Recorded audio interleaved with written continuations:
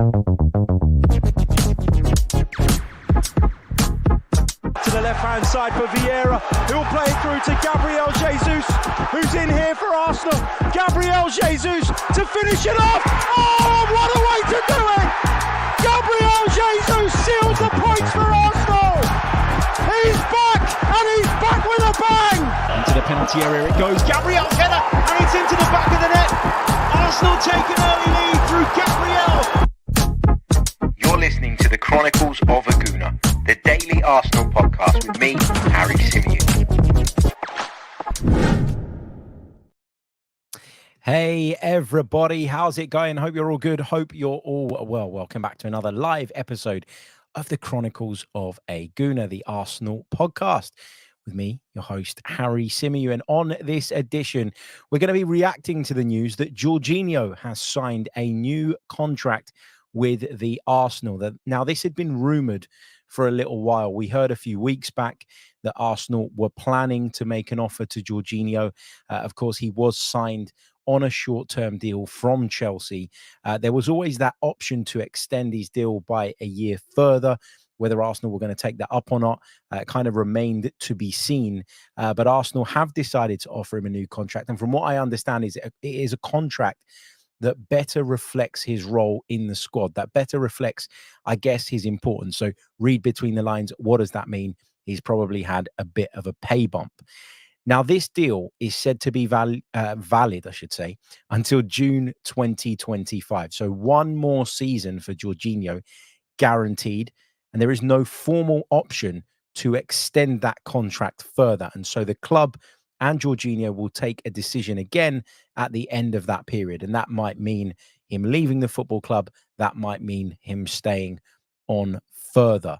Let me know your thoughts and reactions to this. I'd love to hear from you guys joining me in the live chat, because I think whilst the majority are quite pleased with the news that Jorginho will be staying on, I think there are a few people out there that are a little bit concerned.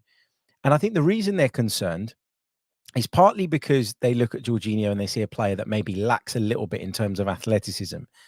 But I think if you kind of scratch beneath the surface, now I don't want to put words in people's mouths, but just based on the conversations I've had with Arsenal fans who feel that way, I get the impression that they fear that signing Jorginho up to a new deal means that there will be less activity in the transfer window this summer, particularly in that midfield area. And we'll come on to discuss this a little bit later on, but I don't think that is going to be the case as a result of this, and I'll explain why. So as I say, the deal is said to be valid until June 2025. So one more season for Jorginho with no formal option to extend the contract at the end of that period. Now, Jorginho has sat down with the club's media and given an interview. I'll just pick out some of the key comments and sort of key highlights from that interview, and then I'll dive into the chat. So get your thoughts on this news coming through to me. Jorginho said, "There was not much to discuss. I feel really good here and know that they appreciate me and they want me to stay. That's a big thing for me." He was asked about sort of what the future holds for him at Arsenal Football Club, and he sort of wanted to make the point. He really kind of drove this point home that he feels that he has more to do still at this football club. When asked about what his role will be or what conversations he's had with Mikel Arteta and Edu about his role going forward, he said, "They expect me to be who I am and who I always have been." He said that he felt a part of something big straight away when he arrived at the football club. And he made the point that it's not always like that. And that's why Arsenal's a really, really special place and somewhere that he wants to stay. He talked about the fact that he's quite harsh on himself. I think this was in response to a question about how he'd kind of assess his own performances. He says, "I always want to give more. I think I've been contributing in the way that I can." He talked about the connection with the supporters. He cited that as one more reason to stay at the football club. And there was also a question about how the players are coping with the pressure of being in the title race, being right in the mix at this stage of the season. And he said, "I'd say that we're enjoying it. It's a beautiful journey. We need to push and enjoy the moment every single day." So that's the big news. Jorginho signs a new deal at Arsenal until June 2025. Now let's dive over to the comment section and get some of you guys' thoughts on this story.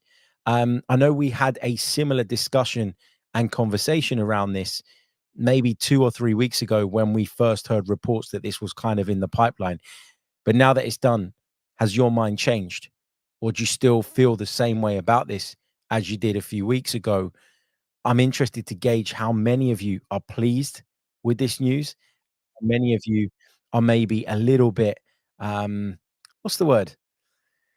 I guess apprehensive about it. I've put a poll into the live chat here on the YouTube channel, and at the moment, 78% of you say that you're happy with the news that Jorginho signed this new deal.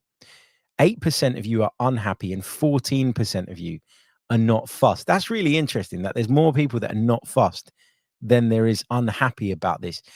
Does that kind of mean that those people don't feel what I was suggesting earlier, which is that actually signing Jorginho up means that in the summer you might see Arsenal do a little bit less business? And so was this just kind of an addition to what they hope that the club's going to go out and do anyway? So, are you feeling like this kind of makes sense because in the grand scheme of things, it probably doesn't have that much impact? Let me go through some of your thoughts and I'll share with you my in-depth thoughts on this. Afzar says, I'm not too happy about Jorginho staying. He's too slow. We needed to bring in a strong physical powerhouse in midfield. Tom says pace is overrated as far as players like Jorginho are concerned. No player can outpace a killer pass, and that's what he brings. We've got Rice to run around and cover. A perfect match. I really like that line. No player can outpace a killer pass. You're absolutely right. Richie says for squad depth, he is great, but he's also a winner and a good leader on and off the pitch. What else have we got? Olatunji says, I'm glad Arsenal missed out on Caicedo, who has proven not to be as effective. Happy with this news. He's a leader and brings us good ball distribution from deep. What else have we got? Crapsters Live says, he possesses a high level of intelligence and has accumulated a wealth of valuable experience. Younger, less experienced players now have the opportunity to acquire a significant amount of knowledge. What else have we got? Sean sends his support from Los Angeles. Great to see you, mate. Creambone says, afternoon, Harry and Gooners. What else have we got? Joey says, good afternoon, Harry, in the chat. Been listening via podcast for a few years now and excited to join the lives more often. Smash the likes. Remember, if you are listening on podcast format, you can join us live at 5 p.m. every weekday, UK time, on the Chronicles of a Gooner YouTube channel. Sean wonders if this means that Thomas Partey might leave. And I'm going to just put a pin in that for a minute because we will come on to what I think the knock-on effect of this deal being offered and then signed by Jorginho is in a minute. Guna73 says Jorginho is a quality squad player and by all accounts is a leader behind the scenes on and off the training ground. Trev says good, sensible bit of business. Obviously, his minutes will need to be regulated, but his experience will be priceless. Luca AFC says, Harry, for me, Jorginho is a quality squad player. He brings leadership qualities and he can show calmness on the football pitch. Lots of you seem to be really, really positive about this. I've only read one sort of negative comment. Oh, here's another one. G. Weber, we need to move on from Jorginho. We have Partey. We need a younger, hungrier player like Wharton at Palace. I think people are getting a little bit carried away with him. Like, he looks good, but it's still very, very early days. So I think we need to chill on that one a little bit. Quest says, I'm happy. Jorginho was super useful when stepping in this season. Don't expect him to start more than 12 games with a new central midfielder or defensive midfielder coming in, a senior figure whilst completing his coaching badges. All good. Okay, let me share with you guys my in-depth thoughts on this right after this really, really brief pause. Most of you, as I say, quite pleased with it, quite happy with it. A few of you, though, not convinced this is the right move from Arsenal's perspective. Short pause, and I'll be back with my thoughts. You're listening to the Chronicles of a Gooner. You're listening to the Chronicles of a Gooner. Like and subscribe.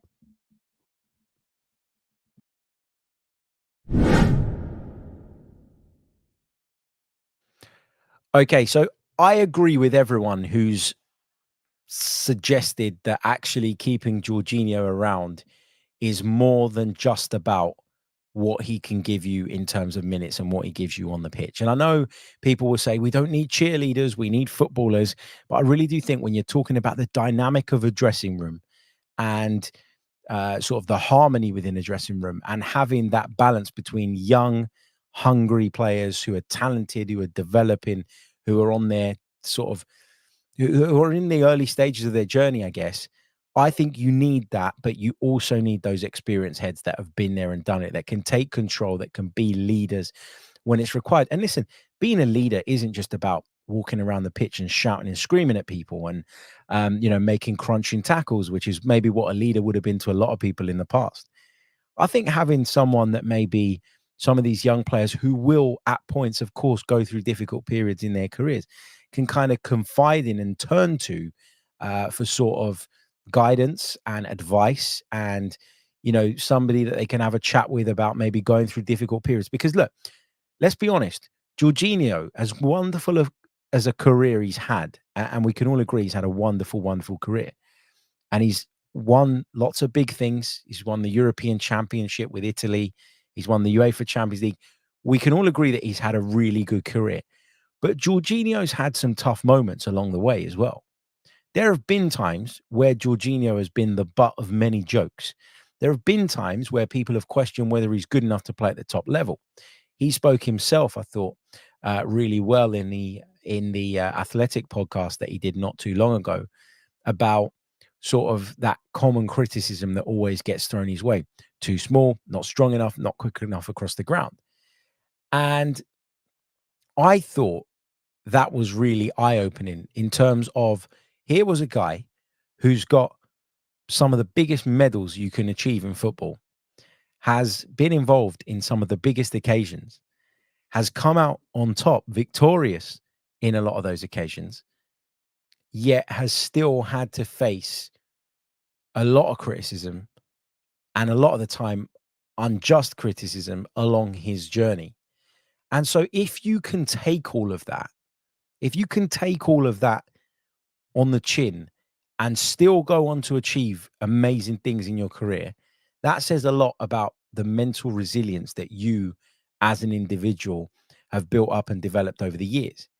And if you get to that mindset, if you get to that point where you can comfortably block out the noise and you know how you got there, that can be really useful and helpful to a young player in the dressing room who maybe is experiencing a bit of negative press at the time and is struggling to deal with it and is wondering if there's a way out the other side. Now, a good example of this, right? And I know that these two players are quite close, but a good example of this, I think, is Gabriel Martinelli. If you go back to last season, Gabriel Martinelli was in fine form. I think he got 15 Premier League goals last season, his best ever score in return. He was one of the first names on the team sheet. Opposition managers, even the likes of Jurgen Klopp, were coming out and talking about what a threat he is, how dangerous he can be, that he is just a fullback's nightmare in that he will commit you, he will run you down the line, he'll come inside you, he'll get close to the centre forward and join in with all different types of sort of phases of play. But you look at him this season, and I think he's started, one game in the Premier League or 2 games max since March. His form has gone off the side of a cliff. And I have plenty of confidence that he'll get back on the right track and on the right path and that he will come good again because I think he's too talented a player. And I think he's had difficult periods before and shown great resilience to be able to kind of come through those points in his career. And his improvement generally on the whole, with the exception of this little bad patch that he's in now, has been really, really good. So while I'm not worried about Gabriel Martinelli myself, I have seen articles being written about Gabriel Martinelli. I have seen people question whether or not he can be a sort of key player for Arsenal again, or if he's been ousted by Leandro Trossard, and that's the end of his Arsenal career, at least as a starter. Now, I'd imagine that if you've got a good relationship with Jorginho like Gabriel Martinelli does. To be able to turn to Jorginho, someone who, as I've said, has been through difficult periods himself, and say, man, it's not going well for me at the moment. How do I get out on the other side? And to have somebody almost comfort you and advise you and guide you as to what's important from your side of the fence, in order to make sure that you don't let it get to you too much. I think that's invaluable. And so in Jorginho, you've got a very competent midfielder who can come in and out of the team. I agree with those who say that his minutes need to be managed. You don't want Jorginho starting every single week. I agree with that. And you don't want Jorginho signing a new contract at the expense of bringing in a midfielder who's going to be a more long-term solution. I agree with that too. But to have Jorginho in the group, I think makes a lot of sense. Very experienced, clearly very popular with everybody else, clearly very, very intelligent. And I think when you are a manager that puts together complex game plans and goes into the level of detail that Mikel Arteta does, you need intelligent footballers who can take that in and who can then go out on the pitch and ensure that those instructions are carried out for you. It's why I think Martin Odegaard is such a good captain for Arsenal Football Club. Is he what traditionally you would have called a leader? No, because he doesn't shout, he doesn't scream, he doesn't get in and among people's faces and all that stuff. But his intelligence and his ability to go out and carry out the instructions that Mikel Arteta puts in place, but also make sure that those around him are doing it, that's what makes him a really good fit. And I think Jorginho is another player that fits into that category of really sort of high IQ footballer who can sort of make sure that that stuff happens. A new deal for Jorginho makes more sense than going out and bringing in another squad player. Because if you think about the finances of that, remember, we only paid about 10 to 12 million pounds for Jorginho. Yeah, okay. I'm guessing that we've bumped up the wage a little bit here because they're telling us that, this new contract better reflects his sort of value to the squad. So if you read between the lines, that's basically what that means. But it's still a lot cheaper and it still makes a lot more financial sense, particularly given that you're only committing to one more year of that, than going out and bringing in a squad player for maybe 20 million pounds on a similar wage that, isn't going to get that much game time, but maybe isn't as well suited to being a bit part player. There are certain players, I've said this over the years so many times, that actually are okay at coming in and out and are okay at being a part of the squad and on the fringes of the first team. There are other players that it just doesn't suit them. Jorginho feels like someone who's experienced enough to navigate that kind of tricky role that he has in the squad.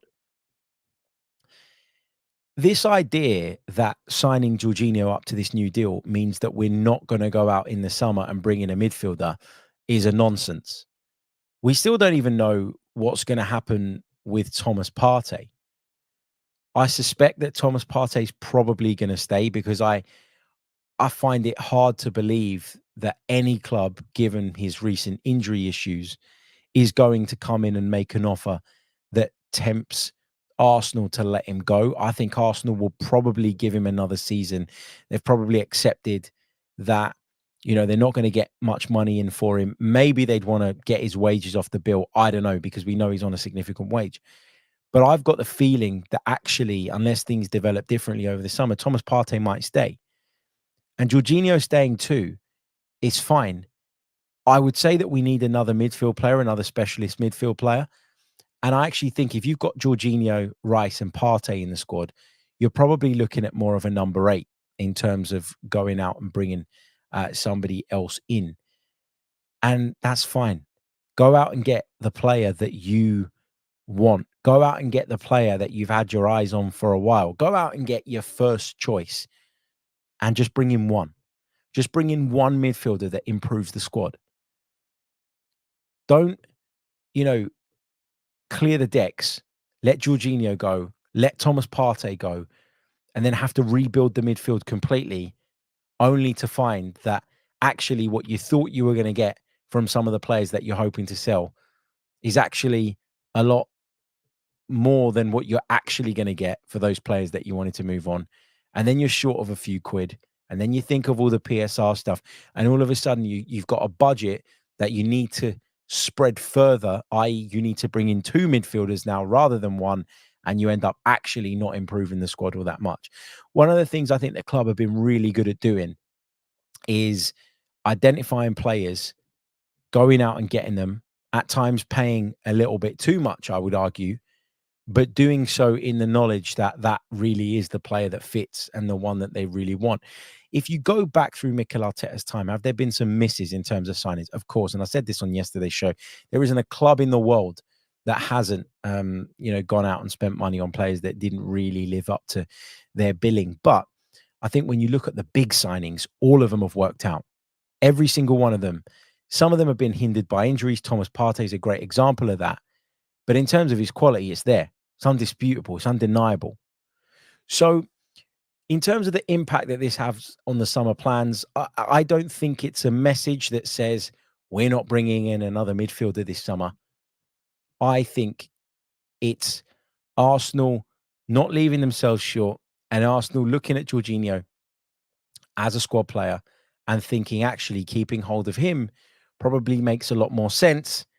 And then as a result, we don't have to bring in 2 or maybe even 3 if Partey goes 2. And instead, if we keep those 2 guys, we can maybe just bring in the one big signing that is going to take the team up to that next level. I am expecting us to raise money this summer. I'm expecting us to sell a number of players. And if you're interested in finding out who, go back and check out yesterday's episode. But signing up Jorginho again for another season feels like something that's incredibly low risk with a potentially really high reward. Mikel Arteta don't rotate that much. He doesn't like rotating. So if Jorginho is going to be your 3rd, 4th choice midfield player, then he's still probably better than most of the players that you'd go out and get in the market if your budget was, let's say, 20 to 25 million pounds. We know what his limitations are. We know that he's not the most physical. We know that he's not the most agile across the ground, but you can accommodate for that if you pick the right players around him. Mikel Arteta has proven that. He didn't just prove that with Jorginho. He proved it with Granit Xhaka too, because when Granit Xhaka was playing for Arsenal under Wenger and under Unai Emery, that's all people used to say. He's too slow. He can't play in the midfield in the Premier League. He's not fit for purpose. Now he's one of the key components in an incredible Bayer Leverkusen side, by the way, that is making history. And on top of that, he had an excellent last season at the Arsenal too. So Mikel Arteta has got a track record of putting midfield players in there and making sure that they have what's required around them in order for them not to be exposed. And I actually think that this goes back to when Mikel Arteta was playing for Arsenal himself, because he was playing in that defensive midfield position a lot. And very often I'd look at him and say, too slow, not physical enough. Great on the ball, but too slow, not physical enough. And being exposed to that, I think probably teaches you a thing or two. I honestly think that when Mikel Arteta came in and he looked at us in that defensive midfield position, he went, I've been there, done this. I've played in this role for Arsenal Football Club. And if I don't have the support around me, i.e. if both my fullbacks bomb on, if I don't have 2 midfielders alongside me that are willing to drop in and help me, if my back line is too far away from me, if the distances are too big and the gaps are too big, then I am going to be exposed. And I don't want Granit Xhaka to be exposed in the way that I was. So I'm going to tweak his position. I'm going to tweak the system. And I don't want Jorginho to be exposed in the way that I was.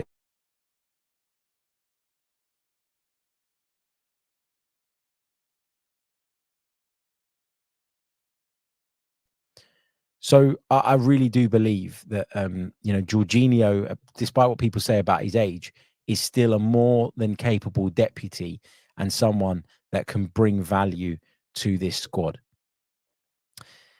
I'll take a few more of your comments and thoughts before I wrap up. What else have we got? Arthur says, if we manage Partey, then why not have him, Jorginho, Rice, and another signing in the summer would be an awesome midfield 4. I agree. That's the thing. I think that I keep making this point, but I don't think that signing Jorginho down for another season is the difference between Arsenal going and getting another midfielder or not. I still think that they'll be looking at that in the summer. And I think that actually keeping Jorginho as the squad player makes a lot of sense. Remember, I know he's not really a part of what we've been doing over the last couple of years, but obviously Mohamed El-Neni will depart as well. Khalid, just going back to my point on Martinelli, he says, on Martinelli, I don't think his overall play has been bad. I think it's still good, but his end product has been the issue. And I think that will come with a bit of confidence. But again, Khalid, the point is still valid, right? In that if you're going through a difficult period, you're going to want to turn to those who are more senior than you, those who have experienced it, those who have lived it, those who understand the challenges of what you're going through. And yeah, that makes a lot of sense in terms of what you're saying. But the point I'm trying to make is that regardless of if it's just your I don't know, your finishing that's letting you down, or if your overall game's not quite there, if it's a fitness issue, having someone that you can lean on a little bit will make the world of difference. I really do think that. And Jorginho seems to be that guy, the guy that people can go to for advice, for help, for guidance. But also, he's a very good footballer and someone that's proven throughout this season, when called upon, that he can help us and make a difference at times as well, because there's been some games where he's really taken them by the scruff of the neck and he's been one of Arsenal's best players. There was a period in the season where he was one of Arsenal's best performers. And I'm not just saying that to blow smoke up Jorginho's arse and make out that this is a masterstroke from Arsenal Football Club. That period of time when he first came into the midfield alongside Declan Rice, he was immense. He really, really was. Okay, I am going to leave it there. Thank you all so much for joining me. The breaking news this afternoon: Jorginho has signed a new contract with the Arsenal. The deal said to be valid until June 2025, so one more season for the Italian. No formal option to extend the contract at the end of that period. And so the club and Jorginho will have to take another decision at the end of the 24-25 season. But for now, he is staying put. He's delighted about it. I think most of us are delighted about it. If you're not, though, let us know your thoughts in the comment section. I'm always interested to hear alternative points of view, of course. Just a quick reminder as well, if you want to support the podcast, if you want to check out our channel announcement from a few days ago, you can. If you want an update with regards to what's going on, if you want to support the pod, you can sign up to us on Patreon.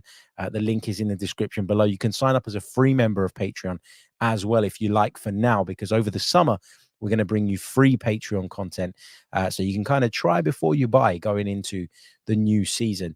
The first mailbag episode, which will be shaped around your questions, is coming out on Saturday morning. So if you've got any questions, either drop them in the Discord server if you're a part of that, or if you are a Patreon, you can send me your questions there. I'll get through as many of those as I possibly can. But give me some questions, guys. Otherwise, I'll be talking to nobody about nothing, really, for 20 to 30 minutes.